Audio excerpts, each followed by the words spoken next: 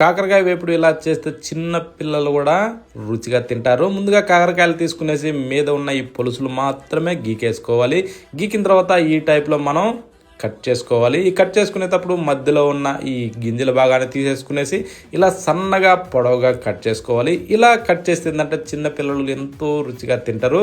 అందుకోసమనే ఇలా ఇప్పుడు కట్ చేసిన వాటిని ప్లేట్లో వేసి పక్కన పెట్టి మిక్సీ జారీలో ధనియాలు, జీలకర్ర, ఎండు కొబ్బరి, కారం, సాల్ట్ కూడా వేసేసి గ్రైండ్ చేసి ఆ తర్వాత వెల్లుల్లిపాయలు వేసి ఇలా మెత్తగా పొడిగొట్టుకొని పక్కన పెట్టేసి ఆ తర్వాత స్టవ్ మీద ప్యాన్ పెట్టి దాంట్లో కొద్దిగా నూనె వేసుకునేసి కట్ చేసిన కాకరకాయ ముక్కలన్నీ దాంట్లో వేసి సాల్ట్, పసుపు వేసుకునేసి ఇలా బాగా వేగనివ్వాలి. ఇలా వేగిన వాటన్నిటిని తీసి ఒక ప్లేట్లోకి వేసేసుకునేసి అదే నూనెలో కొద్దిగా తాలింపు గింజలు, ఎండుమిరపకాయలు, కరివేపాకు వేసుకొని ఉల్లిగడ్డ ముక్కలు కూడా వేసి ఇలా బాగా ఫ్రై కానిచ్చి ఫ్రై చేసిన కాకరకాయ ముక్కలు వేసేసి ఇలా కలిపి పొడిగొట్టిన కారాన్ని అందులో వేసేసుకునేసి మిక్స్ చేసేసి వేడిగా అన్నంలో తింటే సూపర్.